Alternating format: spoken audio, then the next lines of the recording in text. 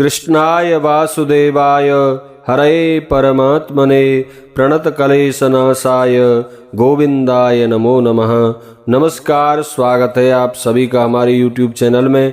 आज के इस वीडियो में आप श्रवण करेंगे माघ मास के शुक्ल पक्ष की जया एकादशी व्रत की कथा। इस बार 2024 में माघ शुक्ल पक्ष की जया एकादशी का व्रत 20 फरवरी मंगलवार को किया जा रहा है। इस व्रत का पारण 21 फरवरी बुधवार को किया जाएगा। सुबह 7:11 से लेकर 10 बजे के मध्य में। एकादशी व्रत का पारण तुलसी मिश्रित गंगा जल से, भगवान के चरणामृत से अथवा मुख में चावल डालकर करना चाहिए। एकादशी व्रत में प्रातः काल व्रतकर्ता को स्नान आदि करके भगवान नारायण के सामने हाथ में थोड़ा सा जल लेकर एकादशी व्रत का संकल्प लेना चाहिए।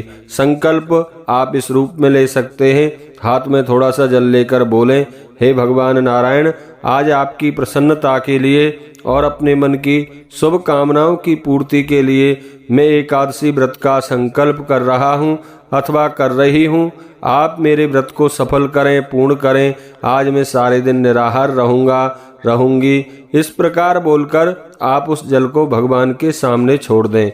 दूसरी बात बंधुओं, एकादशी पूजन में भगवान नारायण को मंजरी सहित तुलसी दल अवश्य ही अर्पित करना चाहिए। इससे भगवान श्री हरि विष्णु की विशेष कृपा प्राप्त होती है, माँ लक्ष्मी की कृपा प्राप्त होती है, क्योंकि तुलसी भगवान नारायण को अत्यंत प्रिय है।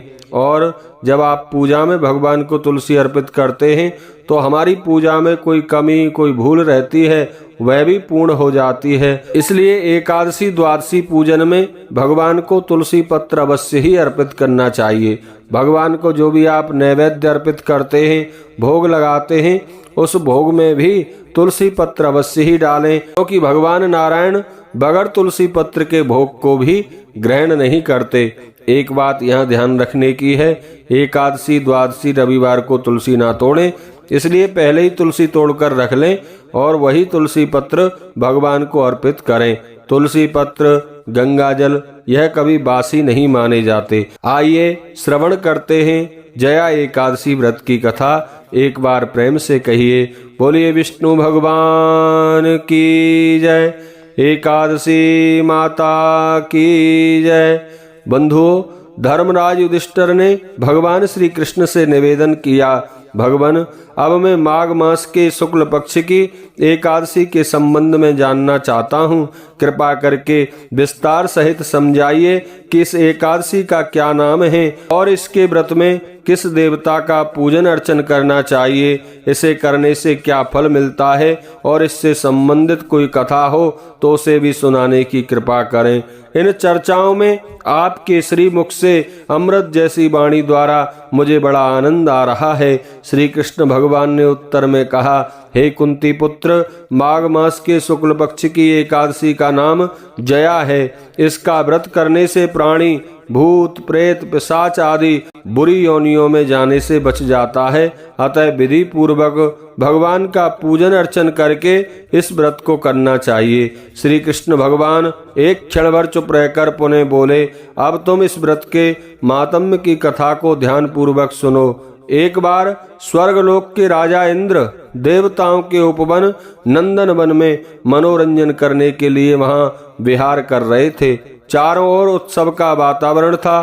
गंधर्वों का गायन और गंधर्व कन्याओं का नृत्य चल रहा था। वहां एक गंधर्व कन्या ने एक गंधर्व को देखा। गंधर्व कन्या थी पुष्पवती और गंधर्व था माल्यवान। पुष्पवती माल्यवान की ओर आकर्षित हो गई और अपने हाव भावों से उसे रिझाने लगी। माल्यवान भी उसकी ओर आकर्षित हुआ और अपने गायन का सुरताल भूल गया। फल यह हुआ कि संगीत की लय गड़बड़ा गई, संगीत का सारा आनंद बिगड़ गया। सभा में जो देवता उपस्थित थे उनको यह अच्छा नहीं लगा। इंद्रदेव को भी यह बहुत बुरा लगा और उन्हें क्रोध भी आया, क्योंकि संगीत एक पवित्र साधना है और इसको भ्रष्ट करना एक महान अपराध है। क्रोध में उन्होंने पुष्पवती और माल्यवान को श्राप दे दिया और भ्रुकुटी तानते हुए उन्होंने कहा, माल्यवान और पुष्पवती, तुमने सरस्वती देवी का अपमान किया है, साथ ही गुरुजनों की उपस्थिति में संयम तोड़कर लज्जा का प्रदर्शन करके उनका भी अपमान किया है। इसलिए तुम्हें मनुष्य लोक में जाकर नीच असंयमी पिशाचों जैसा जीवन बिताना होगा। इंद्र का श्राप सुनकर पुष्पवती और माल्यवान बहुत लज्जित और दुखी हुए।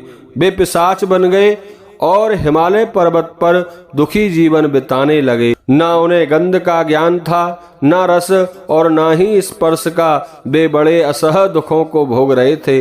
ना दिन और ना रात में एक क्षण के लिए उन्हें नींद आती थी। हिमालय पर ठंड बहुत पड़ती थी, इसलिए ठंड के कारण उनके रोम खड़े हो जाते थे, हाथ पैर सुन्न हो जाते थे, दांत किटकिटाने लगते थे। एक दिन पिशाच ने पिशाचनी से कहा, यह योनि तो बड़ी बुरी है, ये कष्ट भी हमसे सहे नहीं जा रहे हैं, नरक का जीवन भी इससे तो अच्छा होता होगा। एक बार ऐसा संयोग हुआ कि माघ मास के शुक्ल पक्ष की एकादशी का दिन था। उस दिन इन दोनों ने कुछ भी नहीं खाया। उस दिन इन्होंने कोई कुकृत्य भी नहीं किया, केवल फल फूल खाकर दिन बिता दिया। दुख के साथ पीपल के पेड़ के नीचे बैठे रहे। सूर्य नारायण अस्त हो गए तो ठंड के कारण इन्होंने एक दूसरे से सटकर बड़ी मुश्किल से रात काटी। अगले दिन प्रातः काल में ही इनका प्राणांत हो गया। तभी ये सुंदर अप्सरा और गंधर्व बन गए। सुंदर वस्त्र और आभूषणों से सजकर स्वर्ग लोक को चले गए। आकाश से देवता लोग और गंधर्व उनकी स्तुति करने लगे। इन दोनों ने स्वर्ग में जाकर इंद्र को प्रणाम किया। इंद्र ने उन दोनों को देखा तो आश्चर्य में पड़ गया। उसने उन दोनों से पूछा, तुम्हारी पिशाच योनि कैसे छूटी? माल्यवान ने उत्तर दिया, देवेंद्र, भगवान विष्णु की कृपा तथा जया एकादशी के व्रत से प्राप्त पुण्य से ही हमें उस योनि से छुटकारा मिला है। देवराज इंद्र प्रसन्न होकर बोले, माल्यवान, जया एकादशी के व्रत के पुण्य से तुम लोग पिशाच योनि से छुटकारा पाकर परम पवित्र हो गए हो। अतः हमारे लिए भी तुम वंदनीय हो गए हो, क्योंकि शिव और विष्णु के भक्त हमारे लिए वंदनीय होते हैं।